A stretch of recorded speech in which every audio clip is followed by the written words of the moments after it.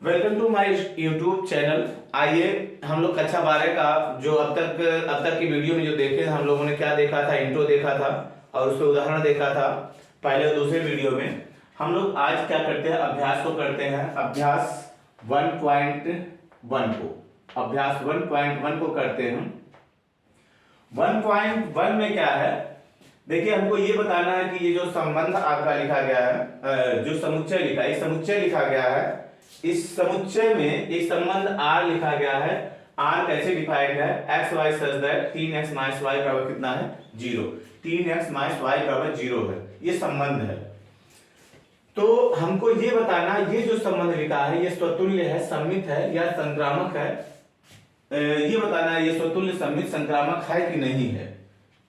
तो सबसे पहले हम लोग लिखते हैं। अब पहला सवाल हम लोग देखते हैं। पहले सवाल में चूंकि R में क्या लिखा है, R को हम लोग डिफाइन करेंगे, R को हम लोग लिखेंगे क्रमिक युग्म के रूप में लिखेंगे।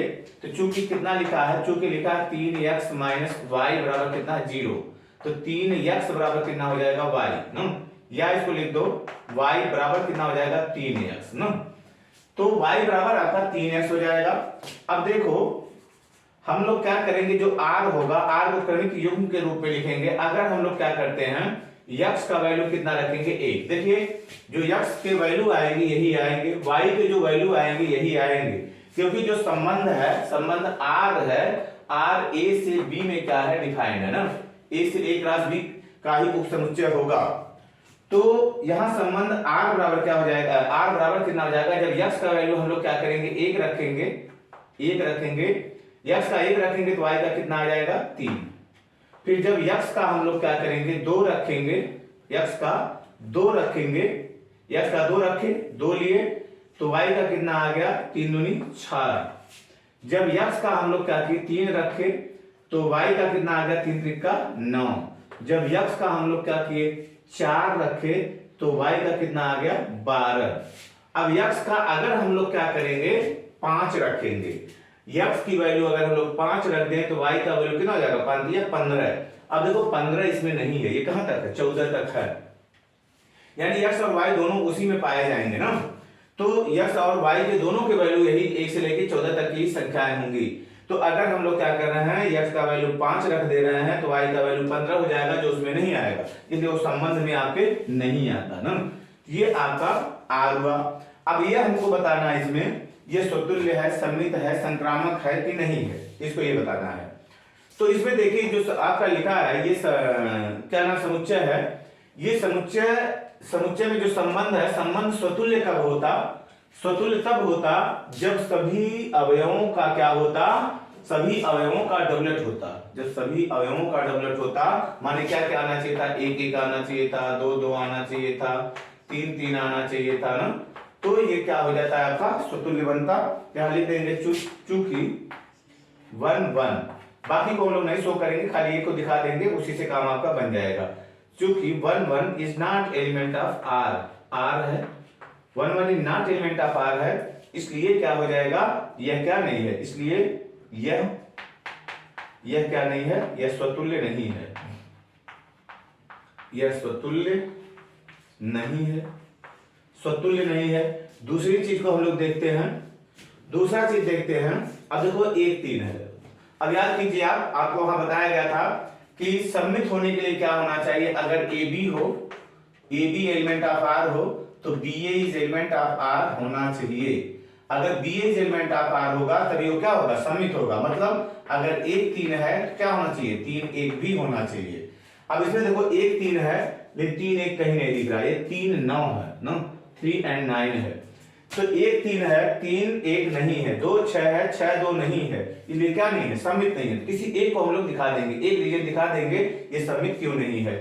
अब लिखेंगे चूंकि, दूसरे के लिए हम लोग क्या, तो पहला आपका था, दूसरे के लिए चूंकि 1 3 इज एलिमेंट ऑफ R है, 1 3 इज एलिमेंट ऑफ R है, लेकिन क्या नहीं है, लेकिन 3 1 is not element of R, is not element of R है, इसलिए क्या है, यह R क्या है, सममित नहीं है, सममित नहीं है, R सममित नहीं है। समझ में आया, R सममित नहीं होगा।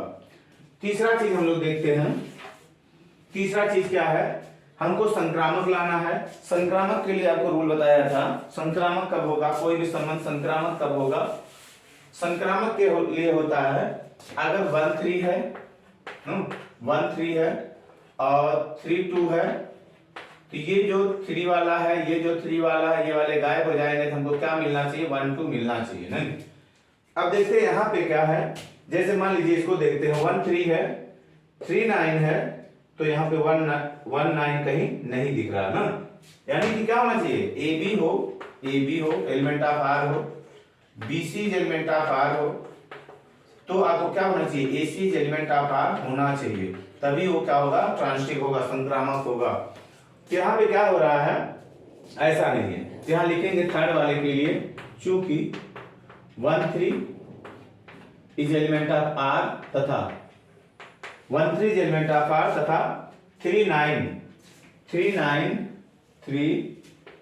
9 is also element of r है ना, आल्सो एलिमेंट ऑफ आर है। लेकिन अब देखो 1 3 है, 3 9 है, लेकिन 1 9 एलिमेंट ऑफ आर नहीं है, लेकिन 1 9 is not element of r, 1 9 is not element of r है, 1 9 is not element of r है ना, इसलिए क्या होगा, इसलिए यह क्या नहीं होगा, यह क्या नहीं होगा, संक्रामक नहीं होगा, संक्रामक नहीं होगा, संक्रामक नहीं होगा। मतलब क्या हुआ इसमें, न तो यह स्वतुल्य है, न तो यह सममित है, न तो यह संक्रामक है ना, ये तीनों संबंध को शो नहीं करता, इसलिए क्या नहीं होगा, ये तुल्यता संबंध भी नहीं होगा। तो इस क्वेश्चन को आप नोट करें, फिर हम लोग देखते हैं क्वेश्चन नंबर 2।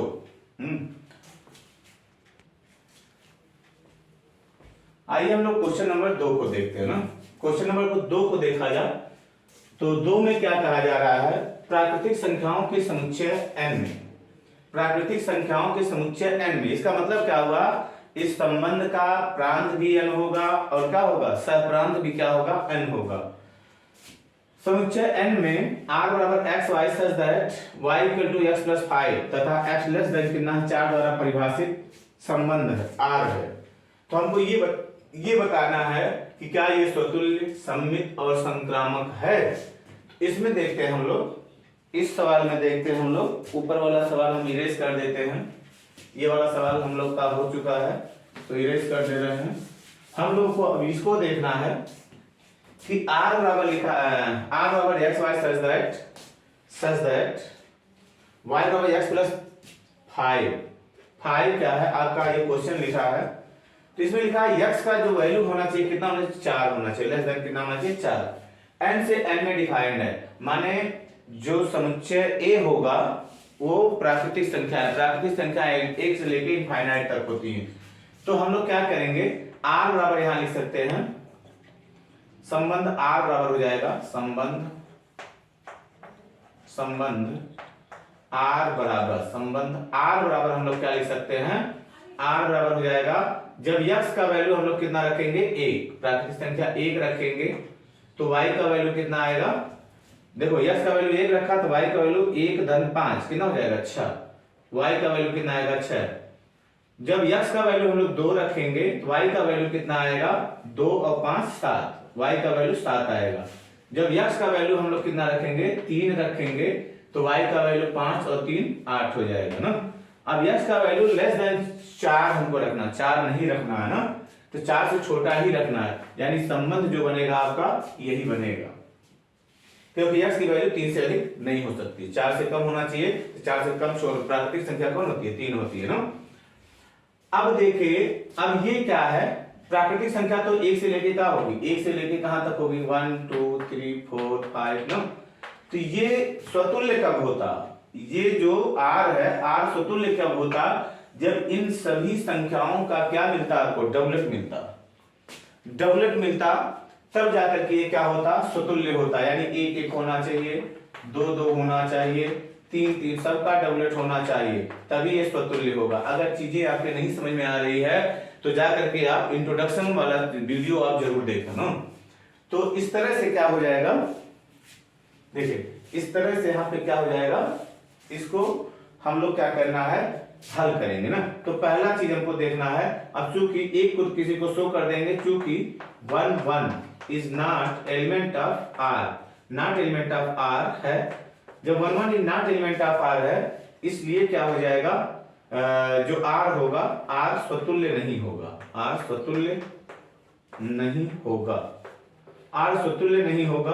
ठीक, फिर दूसरा इसका देखते हैं हम लोग। अब देखो 1 6 है, सबका उल्टा होना चाहिए, इसमें 1 6 है तो 6 1 होना चाहिए, 2 7 है 7 2 होना चाहिए, कोई एक अगर नहीं रहेगा तो सममित नहीं होगा। तो हम लोग यहां लिखते हैं, चूंकि 1 6 इज एलिमेंट ऑफ आर है, लेकिन क्या नहीं है, लेकिन 6 1 is not element of r, 6 1 is not element of r है, इसलिए क्या होगा, इसलिए आर क्या होगा, सममित नहीं होगा, सममित नहीं होगा ना, सिमेट्रिक नहीं होगा, सममित नहीं होगा, इस चीज को ध्यान रखेंगे। तीसरा वाला जो सवाल आपका है, तीसरा वाला आपको क्या सममित लाना है, संक्रामक लाना है। जब संक्रामक लाना है तो अब देखो यहाँ पे क्या है, 1 6 है, 1 6 है ना, तो 6 1 कहीं नहीं, 6 देखो ये 1 6 यानी 6 से ये खत्म हो रहा है, तो 6 से शुरू होने वाली कोई संख्या नहीं है। 2 7 है, 2 7 है तो 7 से शुरू होने वाली संख्या नहीं है। 3 8 है, 8 से शुरू होने वाली संख्या नहीं है ना, तो ऐसी संख्याएं नहीं है, इसलिए इसका क्या कर सकते हैं हम लोग, इसका जो ये सम्मित होगा, सॉरी संक्रामक होगा कि नहीं होगा, ये संक्रामक नहीं होगा, संक्रामक नहीं होगा, क्योंकि इसका जो युग्म बनता है, युग्म बन ही नहीं रहा है ना, तो ये संक्रामक नहीं होगा ना।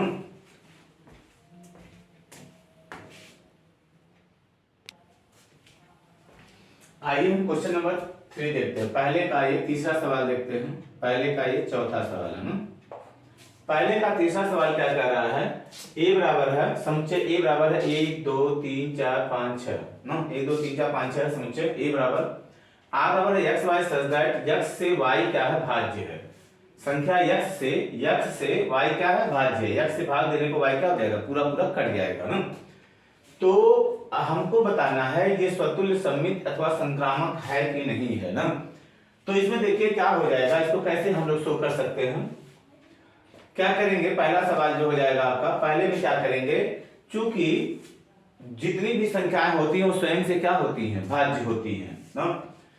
प्रत्येक संख्या स्वयं से क्या होती है, भाज्य होती है, चूंकि प्रत्येक संख्या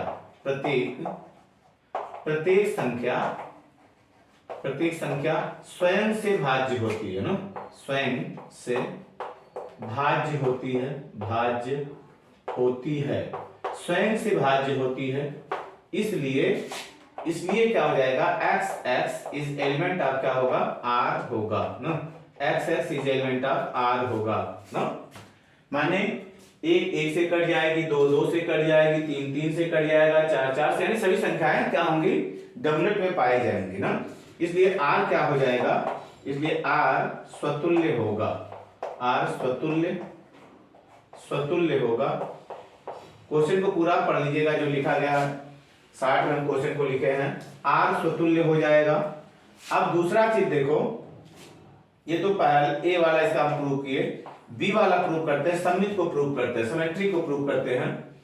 अब देखो अगर क्या है x से y भाज्य हो तो y से x कभी भी भाज्य नहीं हो सकता ना।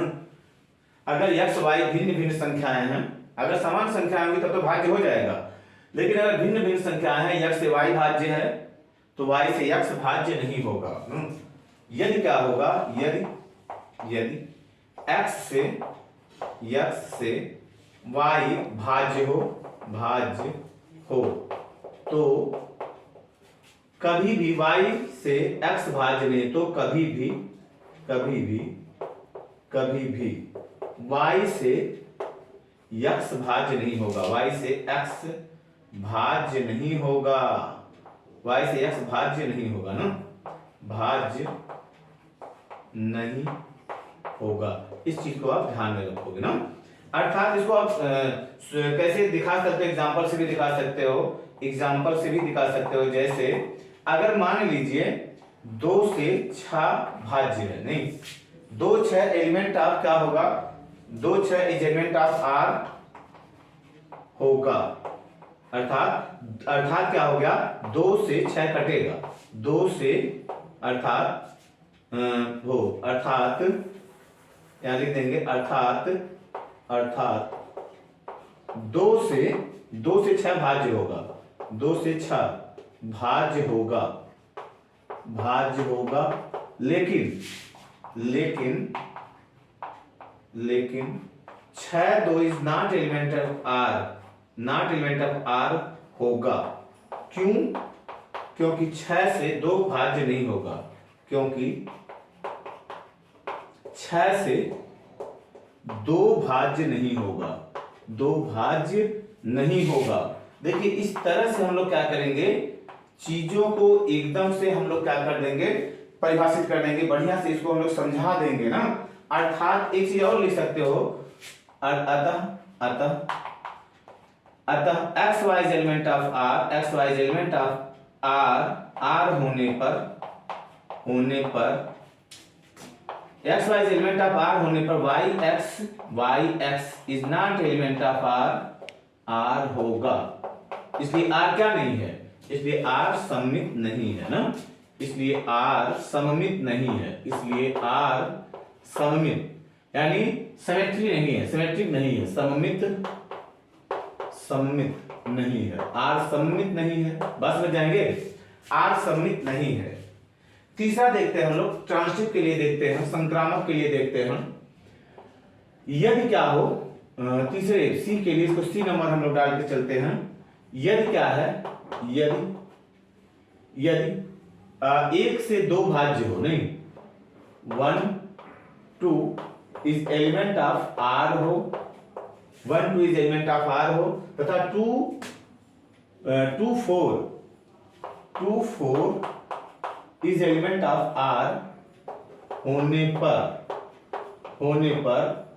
1 4 इज एलिमेंट ऑफ आर होगा। बस समझिए यहां पे देखिए, अगर 1 से 2 कट जाए ना, 1 से भाज्य होगा, नहीं 1 से 2 क्या होगा, भाज्य होगा। 1 से सभी संख्याएं क्या होती हैं, कट जाती है ना। तो 1 से अगर 2 भाज्य है, 2 से अगर 4 भाज्य है, तो निश्चित है 1 से कौन भाज्य होगा, 4 भाज्य होगा। यानी 1 से 4 क्या हो जाएगा, कट जाएगा। अर्थात हम लोग लिख देते हैं A B is element of R, या ऐसे लिखो X Y is element of R तथा Y Z is element of are होने पर आपका X Z is element of are होगा। X Z is element of are होगा। इसलिए आपका आर क्या हो जाएगा, आर आपका क्या हो जाएगा, संक्रामक होगा। क्या ये तुल्यता संबंध बताएगा, नहीं बताएगा। क्यों? क्योंकि ये स्वतुल्य है लेकिन सम्मित नहीं है, स्वतुल्य है, संक्रामक है लेकिन सम्मित नहीं, इसलिए क्या करेगा, तुल्यता संबंध को शो नहीं करेगा। तो इस तरह से आपका क्या हुआ, ये दूसरा क्वेश्चन हुआ। देखिए चीजों को क्या करेंगे, आप समझने का प्रयास करेंगे, समझ में नहीं आता है तो इंट्रो जाकर के फिर से आप देखेंगे, उसके बाद आकर के सवाल लगाएंगे। एक बार बढ़िया से लगाएंगे तो आपको साल भर में खाली 1-2 बार रिवाइज करना पड़ेगा। अगर क्या करेंगे, बिना समझे आप लगाएंगे तो सवाल तो लगाएंगे, उदाहरण देख के या किसी तरह से सवाल यहाँ देख के लगाएंगे, लेकिन वो सवाल क्या होगा, आपको महीना 10-15 दिन पे क्या हो जाएगा, डिलीट मार जाता है, दिमाग उसको क्या करता है, डिलीट मार देता है। इसलिए क्या करेंगे, आप इंट्रो को बढ़िया तैयार कीजिए, सवाल पे ध्यान ना दें, आप इंट्रोडक्शन इसका बढ़िया तैयार कीजिए, रूल तैयार कीजिए, सवाल अपने आप से आएगा, सवाल खुद ब खुद आएगा। कुछ सवाल हम लोग लगाएंगे, सवाल खुद से खुद आएगा ना। चलिए सवाल को आप नोट करें।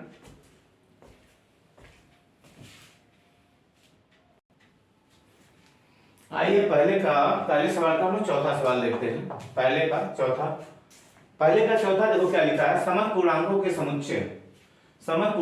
समुच्चय जेड में पूर्णांकों के समुच्चय जेड में क्या लिखा है, आर और लिखा है x y such that x minus y एक क्या है, पूर्णांक है।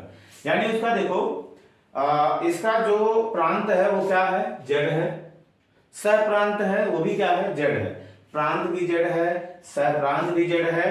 तो हमको बताना है ये स्वतुल्य सममित या संक्रामक क्या है, इनमें से क्या चीज है ये ना, या तीनों है या तीनों में से कुछ है या तो एक भी नहीं है ना, वो चीज देखना है आपको।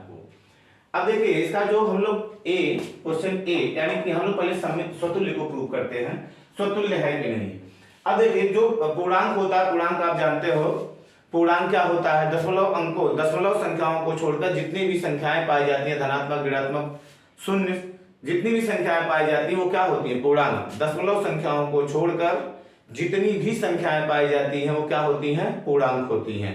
चाहे वो धन में हो, चाहे वो ऋण में हो, चाहे वो जीरो हो, वो क्या होंगे, पूर्णांक होंगे।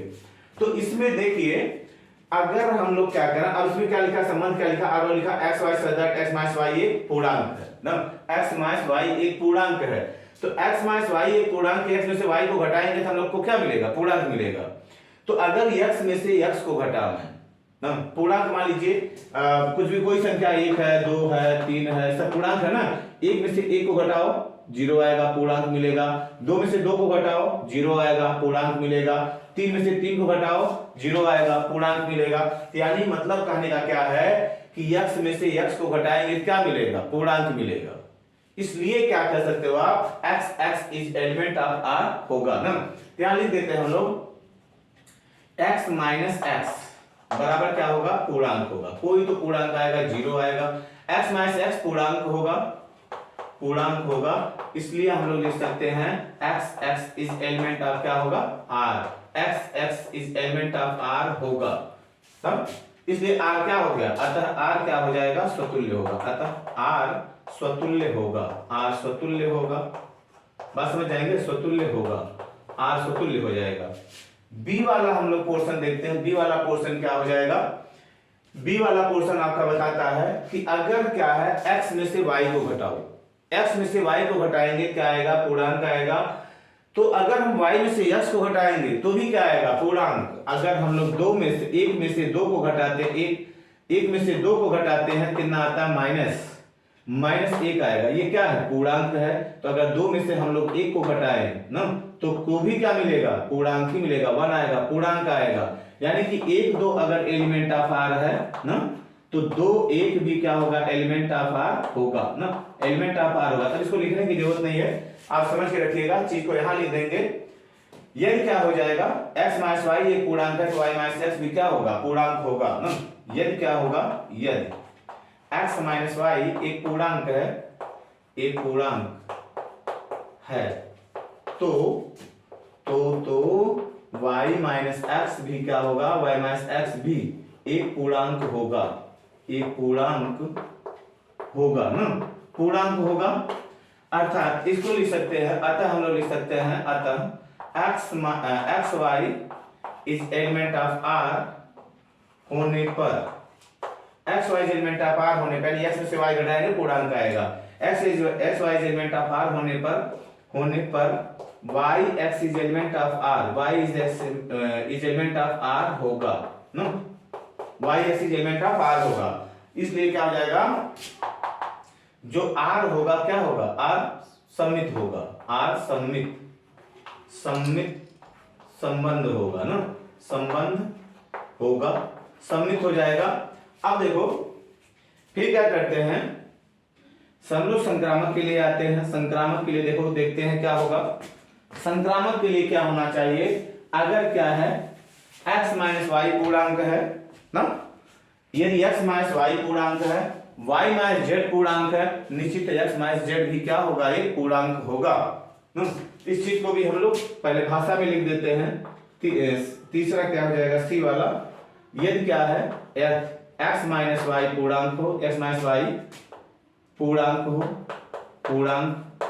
हो तथा y माइनस जेड पूर्णांक हो, y माइनस जेड पूर्णांक हो तो x माइनस जेड भी क्या हो जाएगा, भी एक पूर्णांक होगा, भी एक पूर्णांक ये पूर्णांक होगा, x माइनस जेड भी ये पूर्णांक होगा। इसको आप अपने तरह से समझ सकते हो ना कि अगर 1 माइनस 2 क्या है, पूर्णांक है, 2 माइनस 4 क्या है, पूर्णांक है, तो 1 माइनस 4 भी क्या होगा, पूर्णांक होगा। इसको समझ सकते हैं आप ना। अर्थात लिख दोगे,